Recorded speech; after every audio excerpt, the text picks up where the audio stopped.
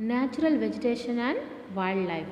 Some school children were visiting an exhibition on handcrafts. The articles in the exhibition were collected from different parts of the country.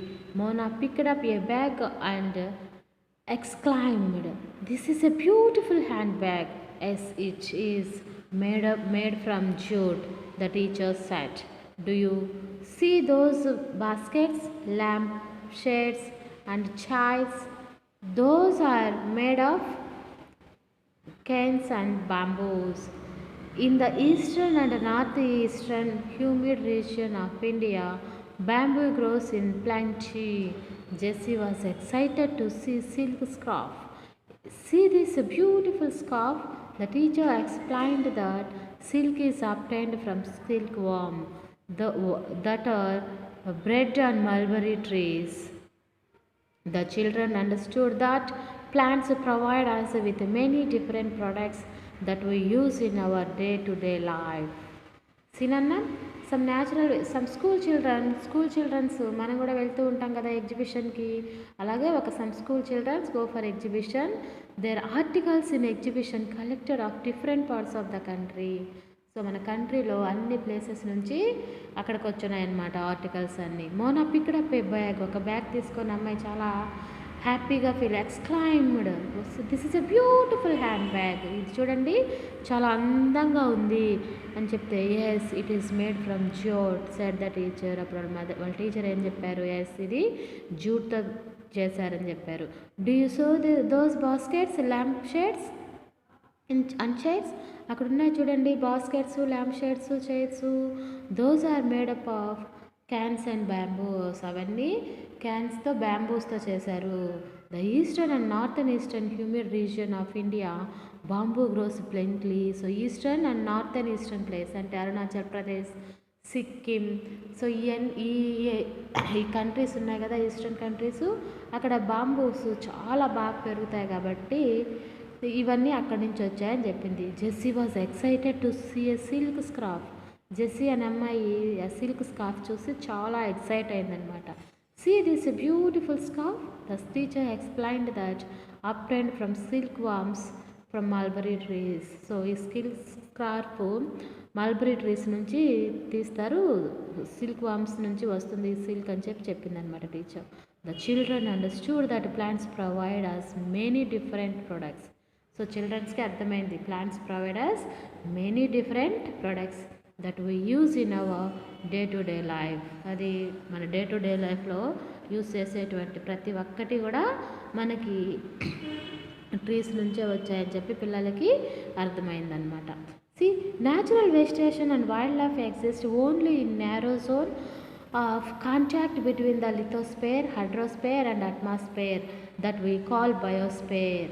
చూడన్న, natural vegetation and wildlife exist with the narrow zone to contact between the lithosphere, hydrosphere and atmosphere that we call biosphere. So మనకి ఈ lithosphere ల్యాండ్ని మనం lithosphere అంటాం, water ఉన్నదంతా hydrosphere, and atmosphere అంటే మన చుట్టూ ఉన్నటువంటి గ్యాస్తో కప్పబడి ఉంటుంది ఒక బ్లాంకెట్ లాగా, దాన్ని అట్మాస్ఫియర్ అంటాం. సో ఈ మూడిటిని కలిపి మనం బయోస్ఫియర్ అంటాం. Okay, in the biosphere living beings are inter related and interdependent to each other for survival. ఈ బయోస్ఫియర్లో ఉండేటువంటి ప్రతి ఒక్క జీవి కూడా ఒకరి మీద ఒకరు ఆధారపడి జీవిస్తూ ఉంటారు. This life supporting system is known as ecosystem.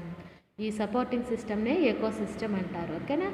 Vegetation and wildlife are valuable resources. Vegetation, wildlife ఇవి రెండు కూడా valuable resources. Plants provide us with timber, give shelter to animals, produce oxygen we breathe, protect soils. So plants వల్ల మనకి oxygen వస్తుంది, అలాగే యానిమల్స్కి shelters వస్తాయి, వాటి వల్ల మనకి వుడ్ కూడా వస్తుందన్నమాట. అండ్ ప్రొటెక్ట్ సాయిల్ ఎరోషన్ కాకుండా మనకి ప్లాంట్స్ ప్రొటెక్ట్ చేస్తాయి. Then so essential for growing crops, act as shelter beds, help in storage of underground water, give us fruits, nuts, latex, turpentine oil, gum, medicinal plants, and also the paper that is essential for your studies. There are innumerable uses of plants and you can add some more. చూడండి, ఈ plants వల్ల మనకి fruits వస్తాయి, సాయిల్ని preserve చేస్తుంది, అలాగే ground water లెవెల్స్ని maintain చేస్తాయి. అది మనం చదువుకునేటువంటి పేపర్ ఉంది కదా, ఈ పేపర్కి కావాలన్నా కూడా మొత్తం మెడిసినల్ ప్లాంట్స్ ఇవన్నీ కూడా మనకి ప్లాంట్స్ నుంచే వస్తాయన్నమాట. ఓకేనా. Wild life includes animals, birds, insects as well as the aquatic life form. They provide us milk, meat, hides and wool. Insects like bee provide us honey, help in pollination of flowers and have an important role to play as decomposers in the ecosystem. The birds feed on insects and acts as a decomposers as well. Vulture, due to its ability to feed on dead livestock, is a scavenger and considered a vital cleanser of the environment. So animals, big or small, are all internal to maintaining balance in the ecosystem. చూడండి అన్న, ప్రతి ఒక్కటి కూడా wild లైఫ్లో ఒకదాని మీద ఒకటి ఆధారపడి వెదర్ని మొత్తం బ్యాలెన్స్ చేస్తుందన్నమాట. ఓకే, ఫర్ ఎగ్జాంపుల్ చూడండి, animals give us milk, meat, okay, hide and wool ఇస్తూ ఉన్నాయి. Insects like bees provide us honey. So insects, bees ఉన్నాయి కదా, మనకేం చేస్తాయి, హనీ వస్తుంది కదా. Help in pollination of flowers. So pollination అంటే మీకు సైన్స్లో చదువుకొనే ఉంటారు, ఫలదీకరణం అంటారు కదా. పాలిమినేషన్ అంటే ఫ్లవర్ నుంచి మనకి ఒక ఫ్రూట్ కానీ ఒక ఏదైనా రావడానికి పాలిమినేషన్ అనేది కంపల్సరీ జరగాలి. సో దీనికి హెల్ప్ చేస్తాయన్నమాట బీస్ అన్నీ కూడా. then have important role in decomposers of the ecosystem. Decomposers, the birds చూడండి, feed the insects, బర్డ్స్ ఇన్సెక్ట్స్ని తింటాయి and act decomposers as well.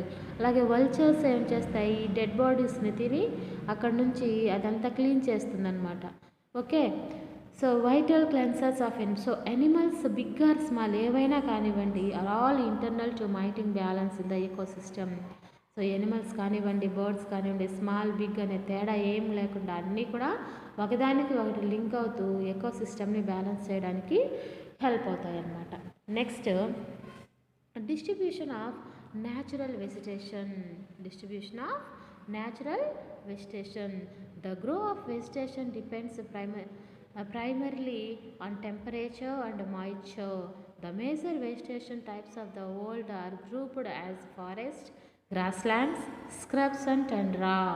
So నన్ను distribution of natural vegetation. Natural వెజిటేషన్ని కూడా మనం టైప్స్గా డిస్ట్రిబ్యూట్ చేసాం. ఏంటవి, the growth of vegetation depend on primarily on temperature and moisture. వాటి యొక్క గ్రోత్ దేని మీద డిపెండ్ అయి ఉంటుందంటే temperature and water level, moisture మీద డిపెండ్ అయి ఉంటాయి.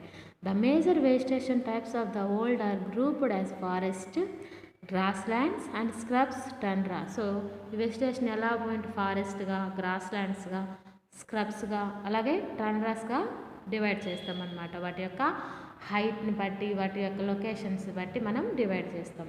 In areas of heavy rainfall huge trees may thrive. So heavy rainfall ఉన్న దగ్గర ఎక్కువ ట్రీస్ ఉంటాయి.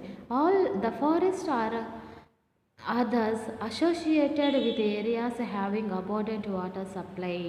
As the amount of moisture decreases, size trees, their density reduces. So water moisture కూడా తగ్గిందనుకోండి, వాటి యొక్క ట్రీస్ యొక్క డెన్సిటీ కూడా ఆటోమేటిక్గా తగ్గుతుందన్నమాట. Short stunted trees and grasses grow in the region of moderate rainfall form. So తక్కువ మోడరేట్ రెయిన్ఫాల్ ఉన్న దగ్గర చిన్న చిన్న గ్రాస్ ల్యాండ్స్ అవి పెరుగుతాయి అన్నమాట. Forming the grasslands of the world. Thorny shrubs and shrubs grow in a dry area. shrubs ఉంటాయి కదా, ముళ్ళ పొదలు అంటూ ఉంటారు. shrubs అన్నీ ఎక్కడ పెరుగుతాయి ఎక్కువగా అంటే డ్రై ఏరియాస్లో పెరుగుతాయి అండ్ లో రెయిన్ఫాల్ ఏరియాస్లో పెరుగుతాయి. In such areas plants have deep roots and leaves that thorny and waxy surface reduce loss of moisture through the transportation. So ఈ స్ట్రబ్స్ ఎలా ఉంటాయంటే కొంచెం లీవ్స్ కాస్త మందంగా, వ్యాక్సీగా ఉంటాయి. వాటి వల్ల ఏమవుతుందంటే వాటర్ అనేది ఎవాపరేషన్ కాకుండా ఆ వాటర్ని హోల్డ్ చేసుకొని ఎక్కువ రోజులు వాటర్ లేకపోయినా కూడా అవి బ్రతికేలాగా ఉంటాయి అన్నమాట. Okay, today There are many more people in the world than there were 2 centuries back. To feed the growing members, large areas of forest have been cleared to grow crops. Forest cover all over the world is vanishing rapidly. There is an urgent need to conserve this valuable resource. So ఏమవుతుందంటే ఇప్పుడు land అనేది మనకి లిమిటెడ్గా ఉంటుంది కదా, అదే humans అనేవి పెరుగుతూ ఉంటారు. సో వాళ్ళ యొక్క అవసరాలకు తగ్గట్టుగా హౌస్, ఫారెస్ట్, ఇండస్ట్రీస్ అన్నీ కన్స్ట్రక్ట్ చేయడం కోసం ఏమవుతుంది, ఈ ఫారెస్ట్ని స్పీడ్గా ర్యాపిడ్గా డీకంపోజ్ చేసి పడేసి ఇండస్ట్రీస్, హౌసెస్ కట్టుకుంటూ ఉన్నారు. దీనివల్ల ఏమవుతుందంటే ఎకోసిస్టమ్ అనేది ఇన్బ్యాలెన్స్ అవుతుంది. ఓకేనా. Next, conservation of natural vegetation and wild life. Conservation of natural resource and wild life. Forests are for our wealth. Plants give shelter to the animals and together they maintain the ecosystem. Changes of climate and human interference can cause the loss of natural habitats for the plants and animals.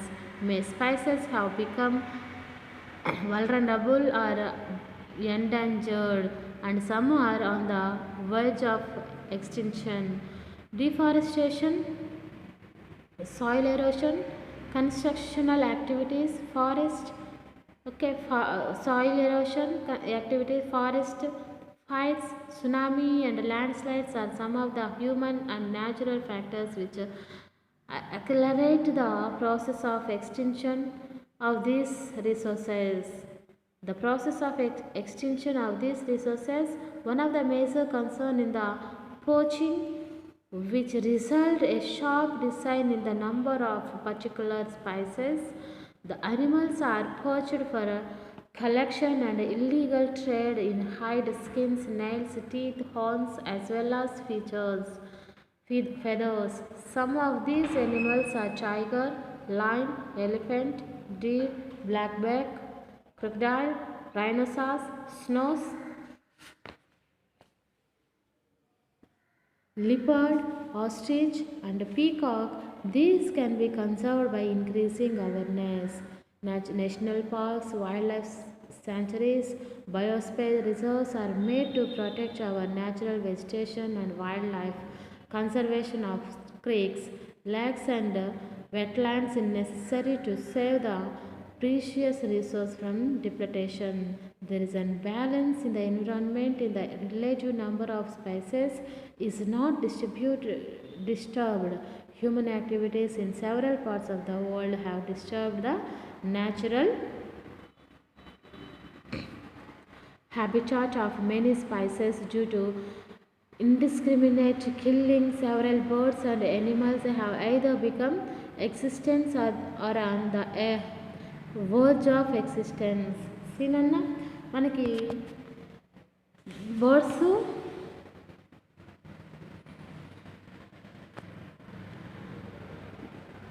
Animals are poached. చూడండి మనకి animals చూడండి, tigers కానివ్వండి, okay, peacocks, elephants, ఇవన్నీ వేటకి గురవుతున్నాయి.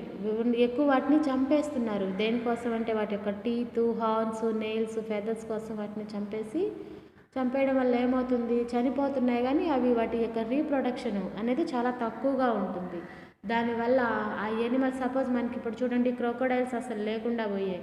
మనం only క్రోకోడైల్ని ఒక పిక్చర్లో మాత్రమే చూడగలుగుతున్నాం. సో అటువంటి పరిస్థితి రాకుండా ఉండాలంటే మనం ఎనిమల్స్కి ఈ జూస్, శాంచురీస్ పెట్టేసి ప్రొటెక్ట్ చేయాలని చెప్తున్నారనమాట. ఓకేనా. See here the head of elephant in Kaziranga National Park. Kaziranga National Parkలో ఎనిమల్స్ని ప్రొటెక్ట్ చేస్తూ ఉంటారు ఎక్కువగా. And see here the head of cheetahs. చూడండి చీతాస్ని పెంచుతూ ఉంటారు జూ పార్క్స్లో. ఇలా పెంచి వైల్డ్ లైఫ్ని కాస్త ప్రొటెక్ట్ చేయడం కోసం మన గవర్నమెంట్ అంతా కూడా హెల్ప్ చేస్తూ ఉంటుంది. ఓకే.